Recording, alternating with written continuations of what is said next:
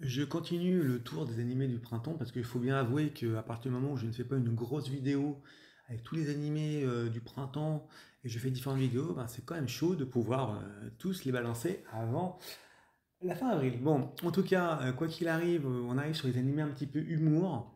Après avoir fait les autres vidéos, c'est-à-dire le fanservice, la baston, le côté un petit peu sentimental.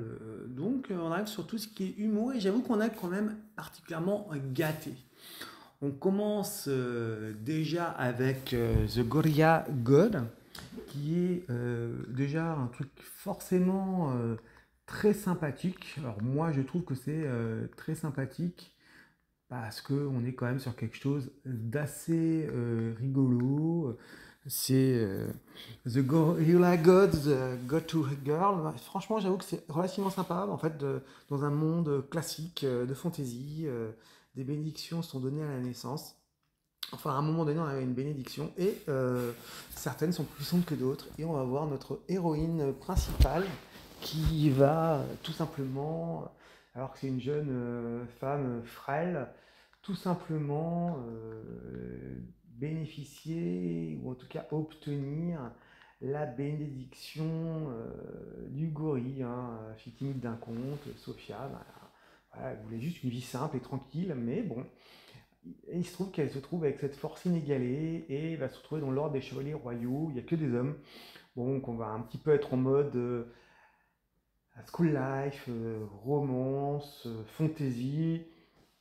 Et j'avoue que c'est relativement sympathique de la voir à une vie compliquée à cause d'une bénédiction. Je trouve ça forcément assez agréable.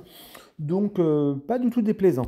On enchaîne avec l'animé d'humour le plus attendu vraisemblablement, hein, qui est Witch Watch, où on a une sorte de Morito qui effectivement est doté d'une force surhumaine, parce que c'est un ogre, et il va retrouver avec son ami d'enfance, qui est une apprentie sorcière, Nico, qui est, on va dire, très maladroite, et ils vont décider d'emménager ensemble. Il va décider tout simplement parce que les parents respectifs disent qu'il faut défendre Nico, parce qu'une menace pèse sur elle. Et j'avoue que là, en 3 épisodes, c'est sur Netflix, c'est sur ADN, c'est sur Prime, c'est sur. Non, c'est sur Prime, c'est sur également. Comme je disais, ADN, Netflix et toutes nos vidéos en ce moment. Et j'avoue que là, franchement, on s'éclate de rire. Franchement, bonus particulier à l'épisode 2 qui était exceptionnel. La magicienne maladroite qui se retrouve avec un homme surhumain, bien sûr avec la romance qui va derrière, dans un school life, avec des ennemis. On se trouve dans un animé avec effectivement des situations, tous les jours de nouvelles situations, tous les jours de nouveaux gags. Et j'avoue que moi perso, je me régale. Donc, franchement, Witch Watch est une réussite, franchement, absolue pour le moment. Pourvu que ça dure, mais franchement, là, j'ai pas de doute. Franchement, c'est exceptionnel. L'animé A Ninja and an Assassin Under One Roof. Et j'avoue que là encore, c'est la régalade en fait. C'est relativement, franchement, c'est sympathique. C'est en fait la Koga qui sauve Satoko et en fait c'est une ninja qui s'est échappée de son village et qui va se retrouver avec des poursuivants parce qu'on a parlé de quitter le monde des ninjas comme ça. Alors après Konoha, bon, on va savoir, hein, c'est marrant de voir qu'il y a ces noms qui sont mis.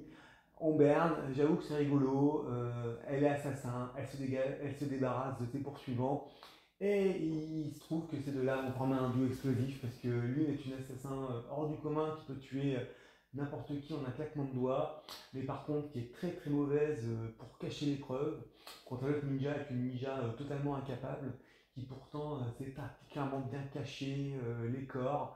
Et on arrive entre ce school life, ce côté un petit peu marrant, la ninja qui n'a jamais vu le vrai monde, l'assassin qui est lycéenne. Et pour le stool, j'avoue que c'est pareil. Donc je suis assez content parce que bon, j'ai failli une bonne partie des animés, hein. Le reste arrive, hein, rassurez-vous. Mais c'est vrai que pour le coup, c'est vraiment on a un vent un vent frais qui arrive avec tout ça. Et franchement, c'est très très agréable. Donc forcément, bah, ça fait plaisir. C'est toujours bien de ne pas se prendre la tête, c'est toujours bien de rigoler. Et j'avoue que là, on est sur des très belles réussites sur ces 3 séries.